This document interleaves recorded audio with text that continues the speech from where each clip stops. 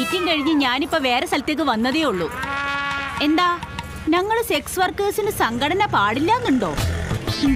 ലൈംഗിക തൊഴിലാളികൾ മനുഷ്യരാണ് സാറേ. ഞങ്ങളുടെ പ്രശ്നങ്ങൾ സമൂഹം ഒന്ന് അറിയട്ടെ.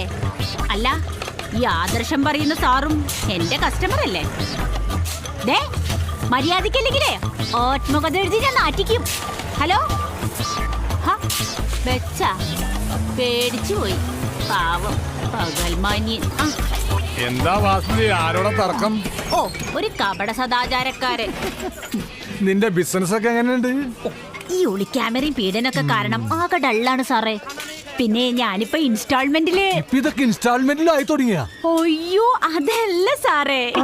ഈ ബംഗാളികൾക്ക് ടിവിയും റേഡിയോ ഒക്കെ ഇൻസ്റ്റാൾമെന്റ് ആയിട്ട് കൊടുക്കില്ലേ, അതിന്റെ ഓർഡർ പിടിക്കാൻ വന്നതാ. അല്ല, നീ പണിക്ക് വരുന്ന ചില പെമ്പിള്ളേരെ വളച്ചേ നിന്റെ വഴിക്ക് കൊണ്ടുപോകാൻ ശ്രമിക്കുന്ന ഒരു പരാതി ഉണ്ടല്ലോ.